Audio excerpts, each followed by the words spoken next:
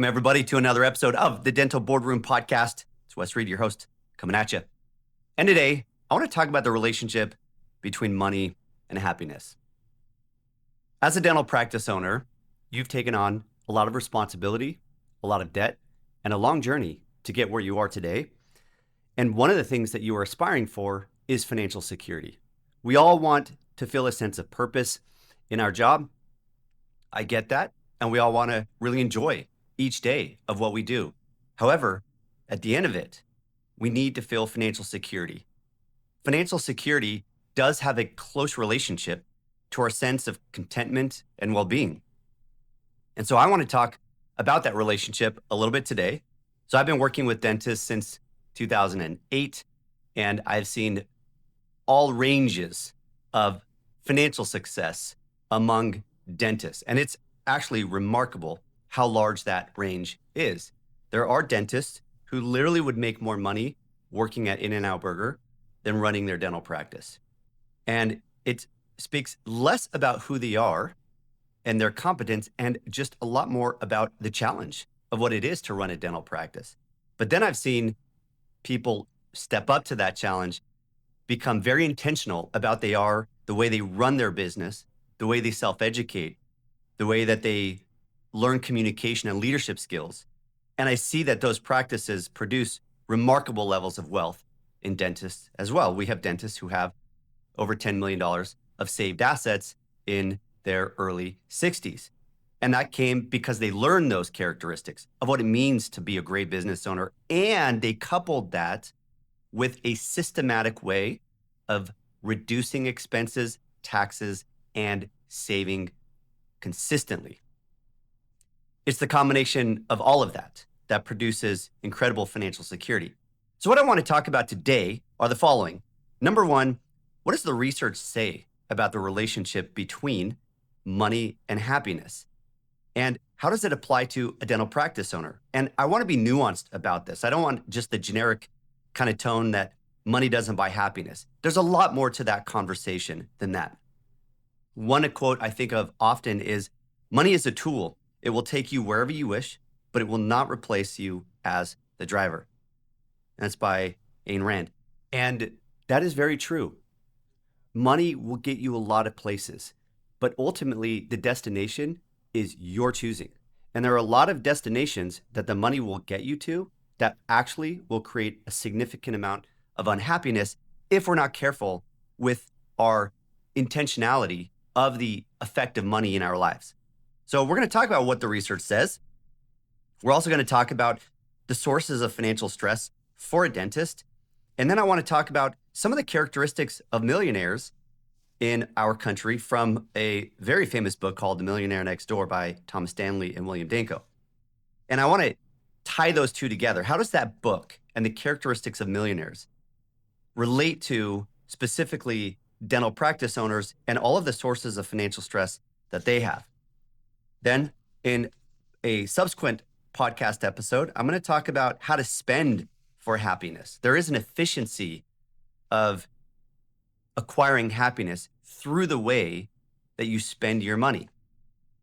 And then lastly, I'm going to talk about aligning money with a purpose. All right, so let's dive into this. What does the research say about the relationship between money and happiness? Well, I'm going to quote two studies here. One is a study from Kahneman and Deaton in 2010. And there have been a lot of studies, as you can imagine, on this subject. And as a certified financial planner, I read a lot of journals in my space around financial planning for people, the consequences of wealth, how to manage wealth, strategies, tactics, all that stuff. That's just what I live in. That's what I swim in every day as a CPA and a financial advisor, helping our doctors approach their strategy of financial independence. Are you looking to buy or sell a dental practice? If you're a seller, how do you find a strong list of potential buyers? There's no MLS or Zillow for dental practice sales. In such a fragmented market, many dentists selling their practice feel discouraged. That's why I built PracticeOrbit.com. PracticeOrbit is modernizing how dental practices are bought and sold. It's a platform technology. Y'all know them: Zillow, Airbnb, Uber, and OpenTable, just to name a few. These technologies do two things. First, they help match buyers and sellers by centralizing the marketplace. Second, once the match between buyer and seller is made, these technologies help them navigate the sale to a successful close. Here are a few of the features inside a practice orbit. Users can determine a reasonable sale price for a practice in just minutes. All they need is the most recent business tax return. Practice owners can use the directory to find important service providers like practice brokers, attorneys, accountants, and bankers. Practice owners and their brokers can invite those service providers into the platform, so all parties are coordinating the sale together. Practice owners will have a beautiful digital listing of their practice, like a home on Redfin. And importantly, the listing will be anonymous, and personal information like your address, name, and pictures are only released after an NDA is signed and approved by you or your broker. Practice buyers can create saved searches to be auto-notified when new listings come on the platform that fit their desired specialty and location. And hey, dental practice brokers, you can list all your practices on the site for free. By doing so, you'll get access to Practice Orbit's large pool of buyers, all of whom have created profiles and saved searches to be auto-notified when new listings come for sale. You can use the platform to introduce your listings to a targeted set of buyers. Additionally, and optionally, you can use the platform tools such as a built-in NDA, a customizable LOI, and a workflow tool to navigate the sale from LOI to closing. In fact, you can manage all your listings on the system from listing the practice to NDA to LOI and finally to closing the deal. Create your free account today at www.practiceorbit.com.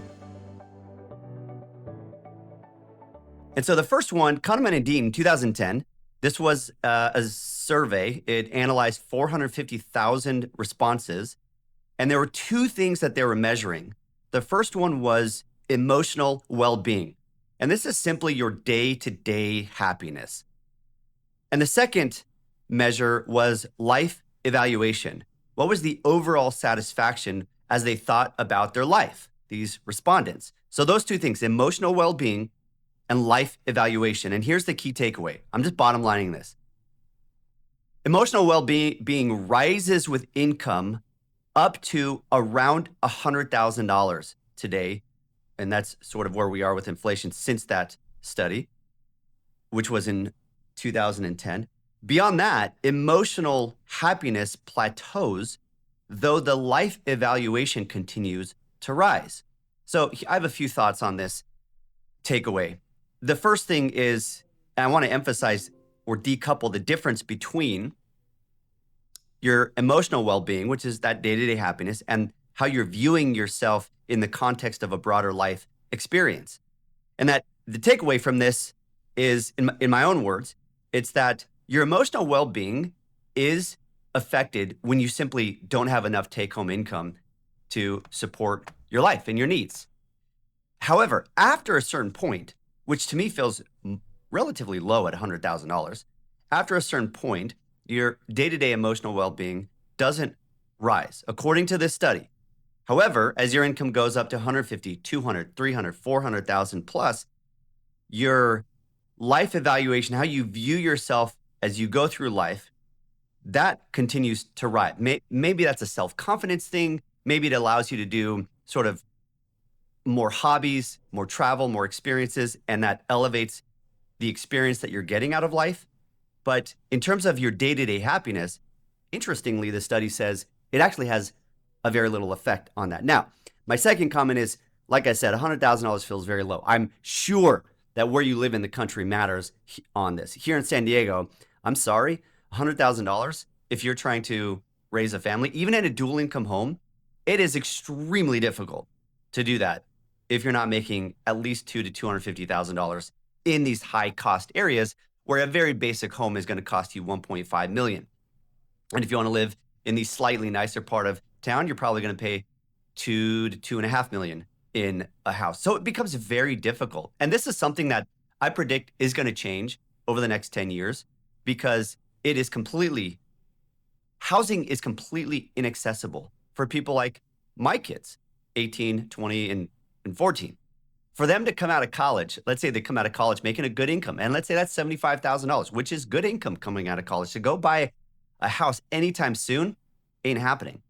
That's why essentially it has to be subsidized. At some point, gravity takes hold and things come back down to reality. I don't know when that's going to be, but I do think with housing, things have to change. There's a bigger conversation there. I could have a whole podcast on why housing prices are up, from international investors to large mutual funds like BlackRock buying up a ton of real estate and private property. And it's just jacked the prices up. And it's an issue. But going back to the study here, $100,000. Now, again, that feels low to me. I'd say here in California, certain parts of California really should be at 200,000. Plus, you think about the journey you went through, all the years of school, the student debt, all of the kind of emotional burden of starting and running a business, all of that.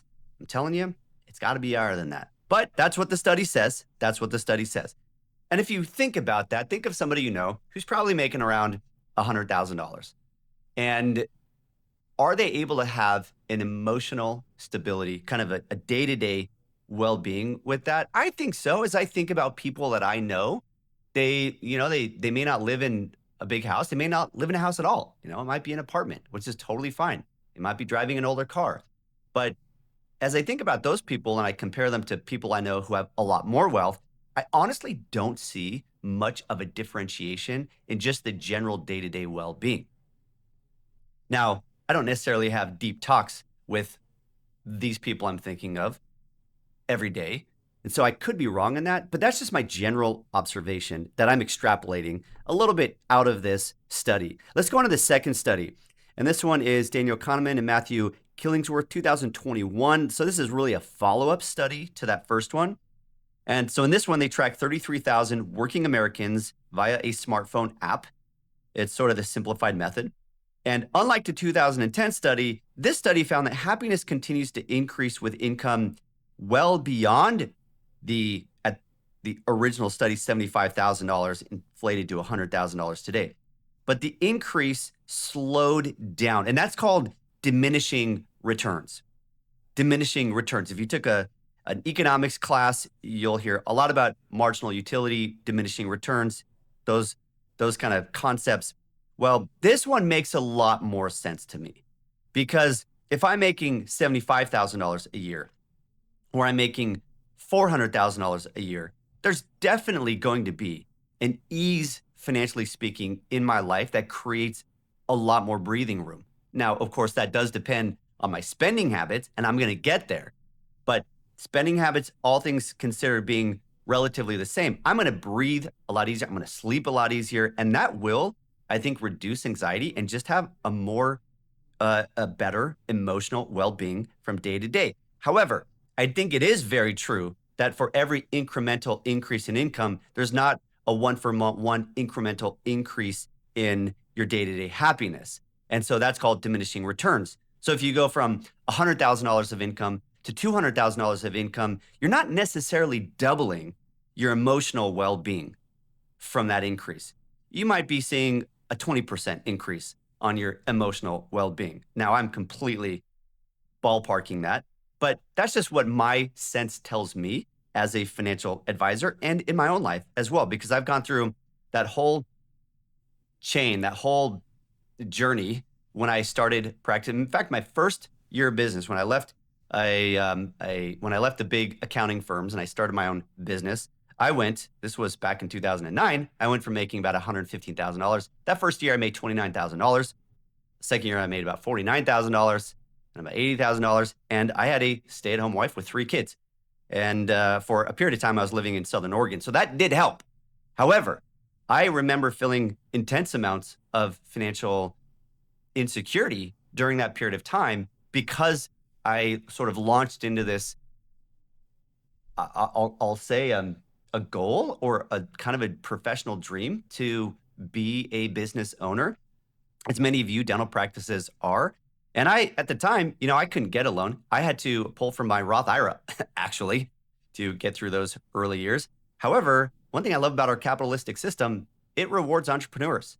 And if you are diligent and you stick to it and you learn the characteristics of what it means to run a tax idea business with checking accounts and credit card accounts and debt and taxes and HR employees and marketing and compliance costs and all of that stuff, it's like this whirlwind of just stress buttons all over the place. And you really have to learn how to kind of harness what are these requirements, create processes around them, delegate, and then you start to experience the benefit of what it means to be an entrepreneur and a business owner. And I'm going to get a little bit more to those characteristics in my next podcast on this subject, because I want doctors to find value and beauty as they increase their income. And I want them to have key characteristics of income generation as a dental practice owner, which I highly encourage. If you haven't listened to I think I did 10 episodes or so on dental financial planning for a practice owner. I go through what are the 4 main stages of accumulating a wealth through an effective financial planning system. All right, let's come back now here to these studies. So the nuance for this second study in 2021, which was a follow-up to the 2010 study. And again, this is Kahneman and Deaton. These are Princeton University professors. This was a study that came out of that university. The nuance was this: for people who are unhappy to begin with, money doesn't fix deeper issues. For those generally content, higher income adds incremental happiness. That's the takeaway right there. Beyond that, how you use money matters more than how much you have. How you use money matters more than how much you have. All right, here's a quote from Epictetus. Wealth consists not in having great possessions, but in having few wants. I actually love that. I remember going off script here a little bit, but I remember when I worked for my first wealth management firm, this was 2008, a company called Moss Adams Wealth Advisors. And I was talking to an individual whose name I won't mention, but he worked very closely with Steve Jobs at Apple.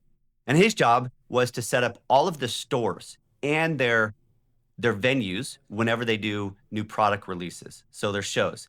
And as you know, Apple has a very unique, chic, slick style in their stores.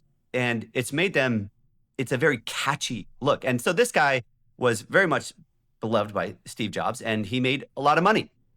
And I remember he was a fairly down-to-earth guy, though, in his living, but he had accumulated quite a bit of wealth, and he had rental properties, and he had, of course, an investment portfolio and various things. And I remember him saying, I never understood, and I never would have forecasted how difficult it is and how much time it takes to preserve wealth once you have it.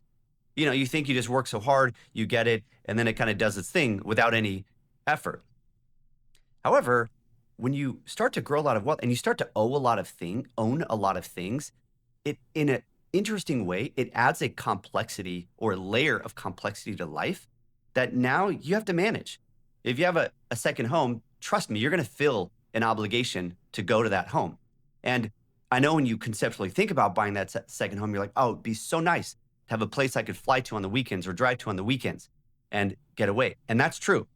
But sometimes I've heard this. Now, I personally don't have a second home, but I've heard this, that people who have a second home often feel this obligation that now they need to go there because, well, they're paying a mortgage on it. And in some small way, yes, there's going to be a nice satisfaction that you derive out of that, but in a small way, it can start to own you a little bit and make you feel that obligation. If you get a third house, you get, more cars, whatever it is, you get more things, you start to feel an obligation to use them. And they go beyond just providing that extra satisfaction to having that extra element in the life. I know when I go out of my garage and I see certain things that I haven't used in a few years, I maybe used them once, I start to question, was it worth it to buy that particular thing? Wealth consists not in having great possessions, but in having few wants. I think there's something to that statement. Okay, let's go on to segment 2 here, sources of financial stress for dentists.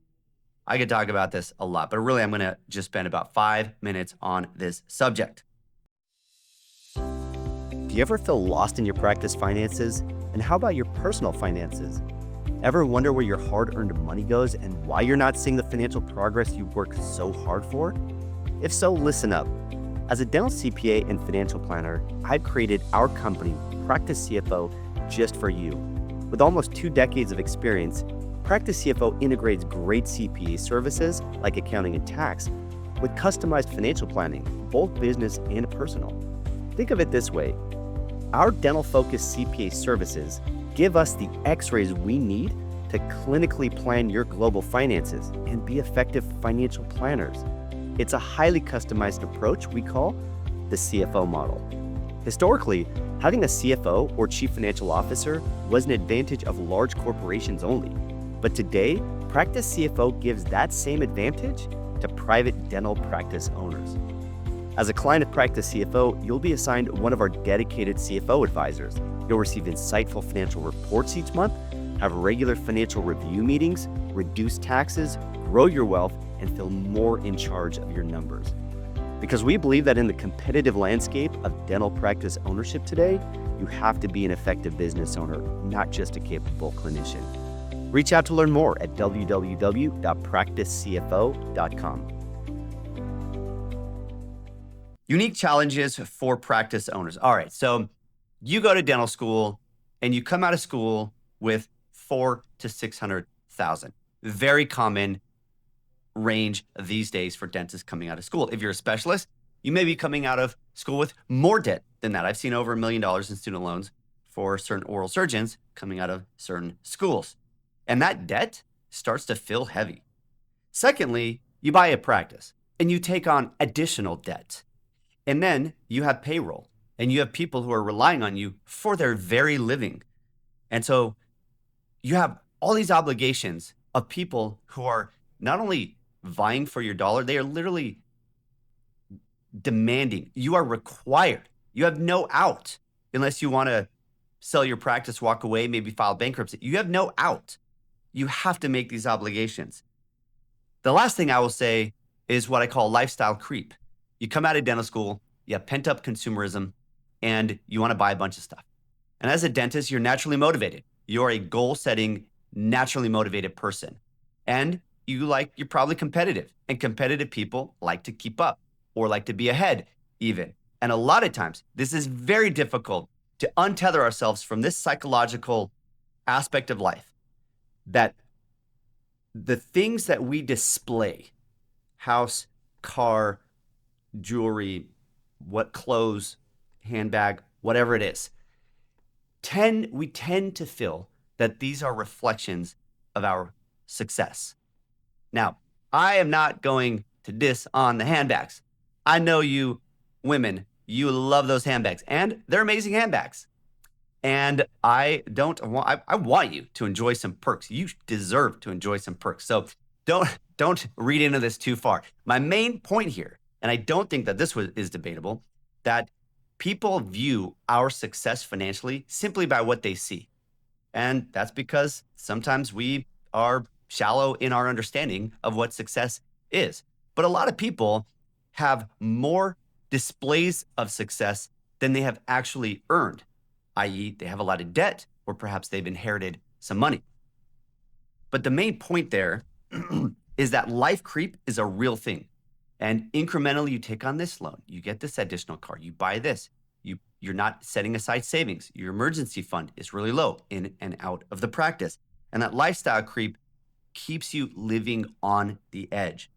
So student loans, practice loans, you could throw on home loans, car loans, an incredible amount of debt. Dentists have an incredible amount of debt. It's not like you come out of school with $30,000 of student loans and you go get a W-2 job and you're good. There's a tremendous amount of debt that you have elected a lifestyle that comes with it a lot of debt. Now you can control a certain amount of that, but a certain amount you can't control. You're going to need a loan most likely to buy a dental practice. And you most likely needed a loan to get through dental school as well. All right, so now I want to do a research tie-in, how this sort of relates to that. Happiness increases when money does the following. When money reduces stress, that's when you get the most incremental gains out of your money. It's not necessarily that nicer car or that bigger house or that, extended trip or that cruise. Those add an element of joy and in the experience. However, when money makes the most impact is when it reduces your stress. And the reason why this is absolutely vital to understand, and give me one sec, I'm supposed to have a meeting right now. Let me just let her know I need a few extra minutes. A few extra. Thanks. Okay. This is the main point I want to make before I try to stick the landing with this in this episode. When you have an extra dollar, one of the most important things a good financial planner will do is they will help you think clearly and in a disciplined manner about how you allocate that dollar to the various demands upon you, financially speaking. And when life is good, the economy's good, patient flow is consistent, and everything feels stable, it's very easy to take that extra dollar and go and use it to buy a want, instead of adding it to an emergency reserve fund or a savings account or building your business checking account balance to feel more comfortable at night. Because we rationalize, oh, I'm in a good state. Nothing's going to change this. My practice is producing well. Everything feels very consistent. Well, guess what? Life will absolutely change. Sometimes for the better, but sometimes it's going to change for the worse. And it's my opinion. It's actually not an opinion. We will go through a down cycle economically. This is not a statement about the current environment. It's not a statement about politics. It's not a statement about the one big beautiful bill or the Federal Reserve. It's simply a fact that economies go through cycles.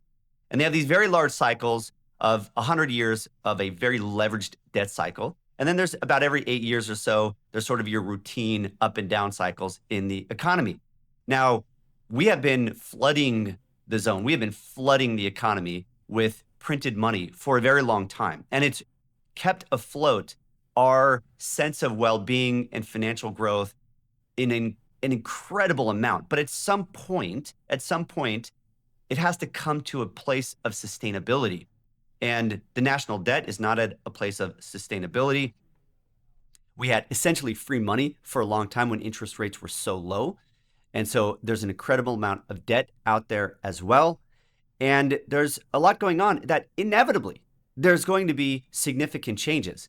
Are you prepared for that? Think hard about that.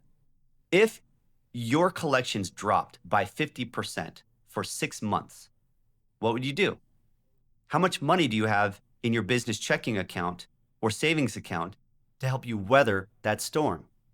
Now, the truth is, in COVID, there was that was an example of this.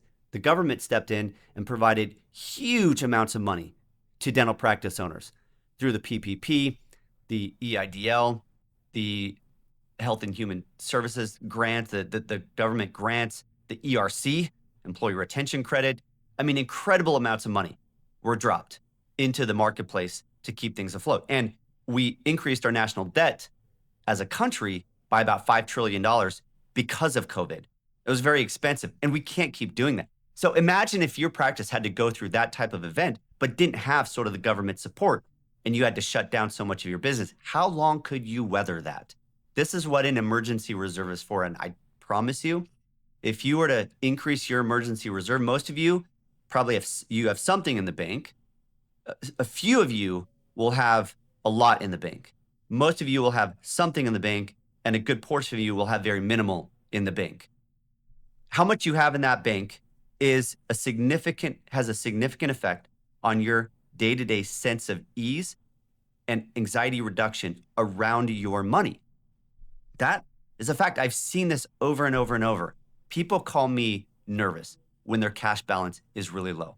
Am I going to make payroll? Am I going to make rent? Am I going to be able to pull enough money out to support my personal needs? Am I going to be able to pay my debt? All of those questions. When you have a sufficient working capital base in your practice, which I usually say is about a month of total collections, or in your personal account, somewhere around 6 months of fixed living expenses, you are going to feel so much more at ease. So what can you do with your dollar to get the most incremental value when it comes to happiness? It's to make sure first you have a very robust emergency reserve fund personally and a working capital base, which is essentially an emergency reserve fund in the business. That is the most beneficial thing you can do. Above that, starting to consistently save money in your 401ks or IRAs or brokerage accounts, then takes another level of cushion and increase to your sense of financial security.